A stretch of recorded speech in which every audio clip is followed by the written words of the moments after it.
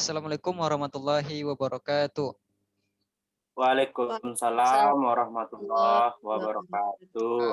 Baiklah, pada kesempatan kali ini kita akan membahas materi tentang pemberantasan korupsi. Nah, terlebih dahulu, saya akan menyampaikan tujuan pembelajaran. Pertama, tujuan pokok pembelajaran adalah agar siswa mampu dan dapat menunjukkan contoh upaya pemberantasan korupsi di Indonesia. Yang kedua, menunjukkan contoh sikap anti korupsi. Yang ketiga, menunjukkan contoh organisasi anti korupsi di Indonesia. Nah, pada kesempatan kali ini kita akan menganalisis kasus terkait korupsi di Indonesia. Saya akan membagi dua kasus, dua permasalahan. Permasalahan pertama yaitu kasus korupsi bantuan sosial COVID-19. Nah, KPK menjerat Menteri Sosial Juliari Batubara yang diduga melakukan tindak pidana korupsi dengan pasal tentang suap, yakni pasal 12 huruf A dan B serta pasal 11 Undang-Undang Tipikor. Namun banyak yang beranggapan bahwa kasus korupsi yang dilakukan di tengah bencana atau pandemi seperti saat ini bisa jadi jatuhi hukuman mati jika terbukti ada kerugian negara di dalamnya. KPK menetapkan Menteri Sosial Juliari Batubara, dua pejabat pembuat komitmen di Kemensos, serta dua pihak swasta sebagai tersangka kasus dugaan korupsi dana bantuan sosial corona. Bermula dari pengadaan bansos penanganan COVID-19 berupa paket makanan pokok di Kemensos senilai Rp 5,9 triliun. KPK mengungkap ada kesempatan fee untuk sang menteri sebesar 10.000 per paket bantuan. Di total, nilai uang suap tersebut ditaksir mencapai angka 17 miliar. Nah, permasalahan ini akan dibahas atau dianalisis oleh kelompok Vintarisa Lubis. Permasalahan kedua yaitu terkait dengan kasus korupsi ex-komisioner KPU Wahyu Setiawan. KPK menangkap beberapa orang termasuk komisioner KPK Wahyu Setiawan.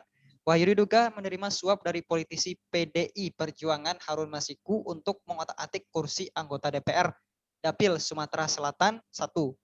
Komisioner KPU Wahyu Setiawan resmi mengundurkan diri sebagai anggota KPU periode 2017-2022 setelah ditetapkan sebagai tersangka dugaan suap. Wahyu Setiawan diduga menerima suap senilai 600 juta rupiah demi memuluskan politisi PDI Perjuangan Harun Masiku menjadi anggota DPR RI melalui mekanisme penggantian antar waktu. Nah, permasalahan dua ini akan dianalisis oleh kelompok Aditya Wahyu Ramadan. Nah, ini merupakan lembar kerja dari merupakan lembar kerja untuk analisis dari permasalahan kasus tersebut. Nah, yang pertama saya minta kepada Saudara Aditya Wahyu Ramadan untuk menyampaikan pendapatnya tentang terkait kasus korupsi Wahyu Setiawan. Silakan kepada Saudara Wahyu. Baik Pak, terima kasih atas kesempatannya Pak. Jadi hasil dari analisis kami terhadap kasus Wahyu Setiawan menerima suap, bahwasanya penyebab Wahyu Setiawan menerima suap tersebut karena lemahnya hukum terhadap undang-undang anti korupsi yang mengatur tentang korupsi ini, Pak. Dan yang kedua,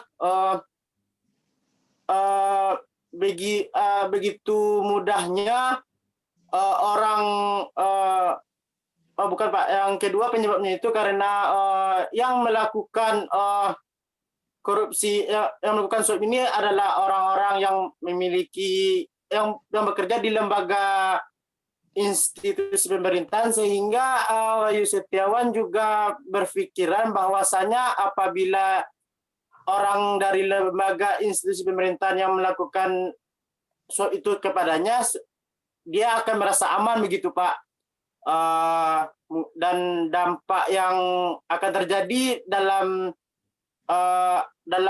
kejahatan suap ini Pak, yang pertama dampaknya itu pertama dalam segi masyarakatnya ya Pak. Masyarakat tentu akan merasakan dampak dari ekonomi dan ya dan kelaparan yang begitu berkepanjangan karena dana yang seharusnya yang disalurkan kepada masyarakat itu orang-orang yang bekerja di instansi pemerintah lah yang memakannya, Pak.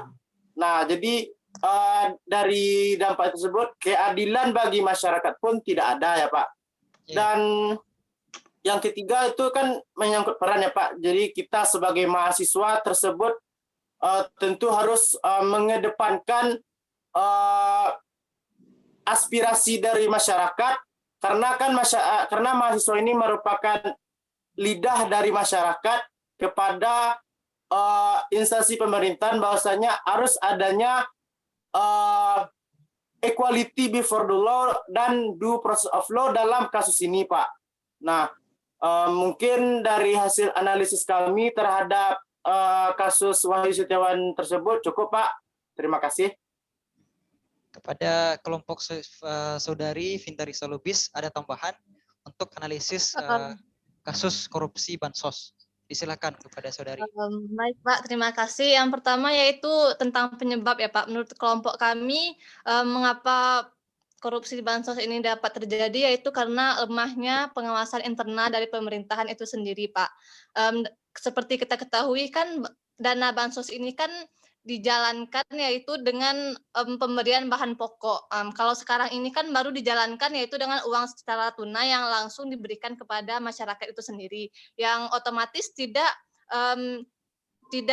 langsung diberikan, berarti tidak ada celah bagi seseorang untuk mengambil ataupun memainkan celah korupsi itu sendiri di dalam pembagian bansos itu sendiri. Nah, menurut saya pengawasan pemerintah seharusnya lebih serius lagi dalam pendanaan bansos ini karena dari pusat ke daerah itu kan membutuhkan waktu yang sangat jauh atau cukup waktu yang lama dalam membagi dana bansos tersebut sehingga banyak tikus-tikus rakyat atau para koruptor tersebut dapat mendapatkan hasil seperti yang kita ketahui bahwa setiap dana bansos itu kan dipotong sebanyak 10.000. Nah, walaupun sebanyak 10.000 kalau ditotalkan jadi lebih banyak lagi korupsi-korupsi yang terjadi. Nah, sedikit saya tambahkan dampak dari korupsi itu sendiri yaitu jadinya hilangnya kepercayaan masyarakat terhadap pemerintah atau pejabat sekarang karena di atas itu sendiri menteri saja bisa melakukan korupsi, apalagi pejabat-pejabat yang ada di bawahnya. Nah, bagaimana peran kita sebagai mahasiswa dalam menangani atau menanggapi korupsi bansos ini, yaitu yang pertama yaitu kita bisa ikut serta dalam kegiatan membagikan bansos ini. Apakah bansos tersebut sudah tepat sasaran atau mungkin bansos tersebut mungkin hanya dibagikan kepada rakyat-rakyat yang tidak semestinya mendapatkan bansos tersebut. Seperti yang kita lihat kasus-kasusnya yaitu banyak sekali masyarakat yang seharusnya mendapatkan bansos tetapi dalam kenyataannya tidak mendapatkan bansos. Sekian, terima kasih. Ya, baik. Ya, terima kasih kepada kelompok Aditya Ramadan dan kelompok Vintarisa Lubis yang telah menyampaikan pendapatnya mengenai kasus permasalahan baik itu kasus permasalahan korupsi Wahyu Setiawan dan kasus korupsi bansos COVID-19.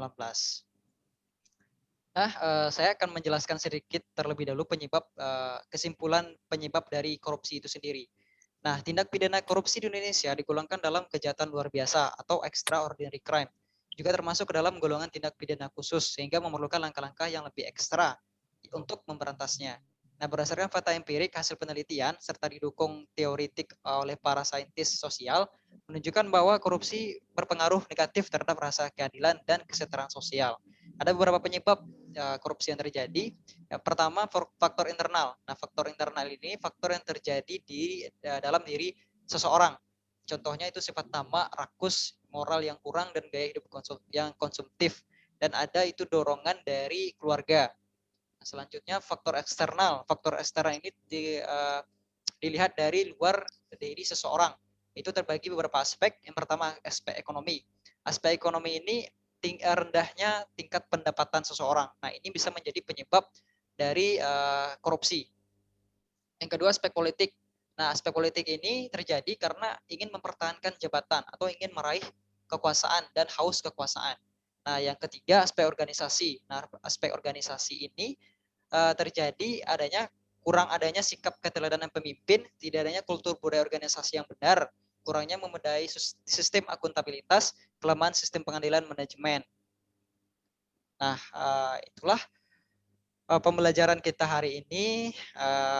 Kita telah menganalisis tadi kasus-kasus permasalahan yang telah disampaikan. Mudah-mudahan kita bisa terhindar dari sifat-sifat yang menjadi penyebab korupsi tersebut. Nah, sekian pembelajaran hari ini. Saya tutup dengan wabillahi taufik wal hidayah. Assalamualaikum warahmatullahi wabarakatuh. Waalaikumsalam warahmatullahi wabarakatuh.